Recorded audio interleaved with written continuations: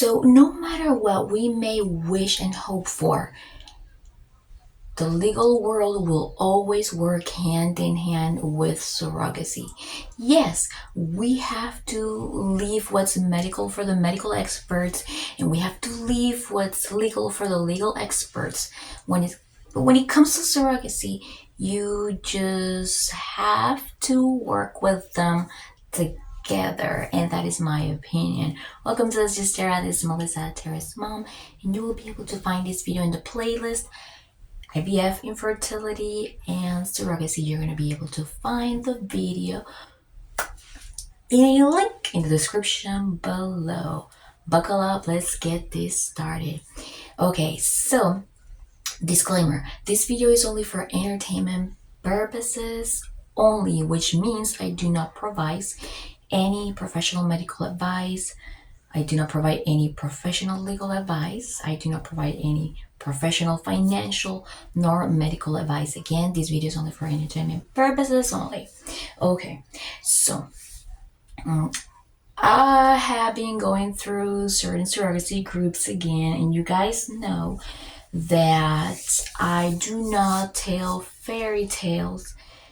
I say what it goes, and I am grateful to see so many intended parents being able to have their dreams come true.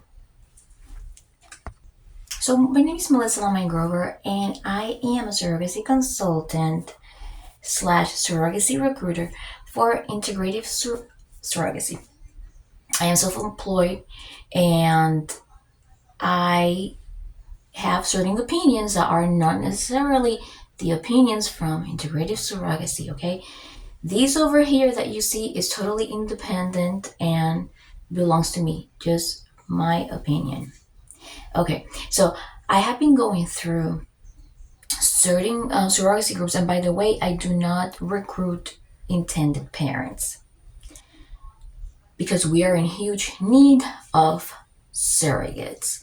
Okay, and again, I was going through certain surrogacy groups, and I have found a post of a touching story from an intended mother just wanting to look for a new surrogate, but she had expressed that her reproductive endocrinologist suggested that she would or should get a new surrogate.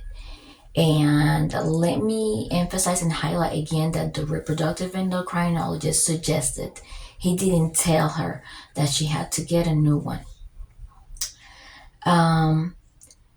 So I was going through the comments, and of course I am not telling the person's name, of course. But I wanted to share a story like this because this is the same story of a lot of people out there. So what happens is that, well, like in any other post, there were gestational carriers, potential ones or experienced ones, responding to the post. And I felt compelled to ask this question because you see me here like this, but I am still in the process of learning new things. And as I learn new things, I like to share the things that I already know. Mind you, I am not a doctor nor an attorney, so I cannot give professional advice. I just share my insight, and I ask questions constantly as part of my learning process. So I asked this intended mother if she would be okay with sharing the reason why her reproductive endocrinologist, is known as RE, decided to recommend, not dictate though, that she should get a new surrogate. And the intended mother said yes, she's okay with sharing. So she is releasing that information. Now, another disclaimer and another warning.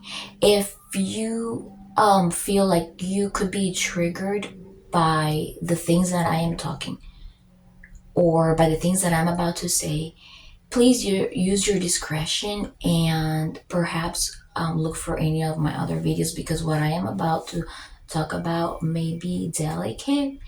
And since I am not a mental health professional, then I would not recommend you to continue watching. So, trigger warning. So she said, yes, I'm willing to share. She said that her previous surrogate had done two transfers and that they were both failed. And the reason is because before her, she had done two transfers that were failed, and with the current one that was with her, she had done two more that were also failed. And so that ringed alarms on me, and it is not because I don't trust medical experts, because of course you gotta trust medical experts. But the medical expert himself suggested, and he didn't dictate. And what that makes me think is, what really is happening? So I asked her if those embryos were of highly graded or high quality. We didn't speak in specifics of grades, or if or anything like that. But she said that they were of high quality. And I said, I just wanted to share this insight, and that is that fertility lawyers will usually recommend you do at least or include at least 3 transfers in a contract, because the thing is that sometimes, even if you transfer 2 excellent quality embryos, even if they're categorized or tested and they say they are excellent quality, there is still about or around 50% chances that the embryo will actually stick and end in a full-term live birth, right? Or a live birth. Okay, so what happens is that fertility lawyers, because of that, and because of the fact that not every embryo, even if it tested excellent, we cannot detect exactly everything. But because of all this, fertility lawyers will recommend at least up to 3. They recommend at least 3 transfers so that they give it a chance. But if you do give up on the second transfer, then you may have missed a chance. And then if you feel like, oh, I have to, get a new gestational carrier because the doctor is recommending this to me, then you're gonna have to incur in so many more expenses, and of course this must have been already agreed upon in a contract. Again, disclaimer, this is no professional advice whatsoever. The intended mother, she was telling me, okay, well, it is actually, she said that her doctor said that based upon research, 66% chances for embryo transfer to be successful. Of course, I told her, well, I think 66%, it is very close to 50%, but I will let you have the last word because this is your post and I respect what you have to say about your doctor. However,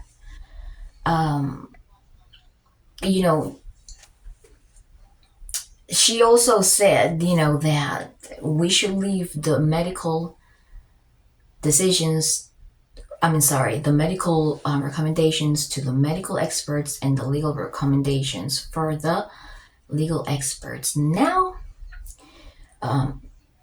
In my opinion, I said to her back, look,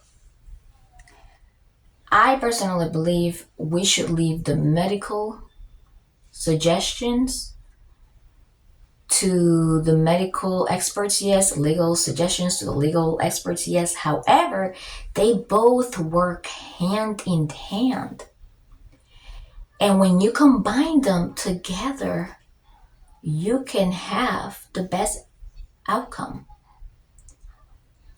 It will be really good to rely in two professional opinions that will be best for you. And if you ever ask my opinion, I know I'm just a surrogacy consultant and a surrogacy recruiter. If you ask my opinion, I will absolutely tell you, if I was that if I was you, I would do really my best to make sure I have at least embryos for up to 3 transfers, because just anything can happen. Give it a chance to a 3rd transfer. Okay? Because you just never know. And there is a reason why legal experts suggest that. And from my research, I think that's the reason that I said before. It's always around 50% chances. Even if you want to call it 60% chances, okay. But 66% chances does not mean it's 100%. Okay. And so this is why you will see a lot of surrogates not have a successful live birth until their 3rd transfer. I really recommend, if you ask my opinion, to look at all the cases around you and give it a chance. Give it a chance, especially if all of your embryos are of excellent quality, and especially if your surrogate was properly and appropriately screened and monitored. Okay, and that's all I wanted to say about that respectfully. So, in the post, I was always very respectful, and I stayed humble. Why? Because I am learning something new every day. I am learning something new every single day. But if I was an intended parent, I would not get rid of a surrogate regardless of the history behind her, especially when her first intended parents didn't even give her a chance to do a 3rd transfer. Her first intended parents don't give her a chance to do a 3rd transfer, assuming they are excellent quality embryos.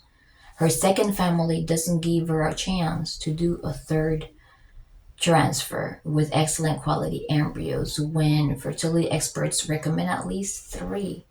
And I think they probably know why they recommend. It's a lot to go through. And the medical experts don't know how difficult it is sometimes to be able to get a new surrogate and to be able to go through all that legal process. But like I said before, if you ask my opinion, I would say, if you have excellent quality embryos, wait until after your 3rd try. And if it doesn't work until after your 3rd try with that one surrogate, then move on to another surrogate. Thank you so much for hanging out with me today. I hope you have a wonderful day, and I hope your dreams become true soon.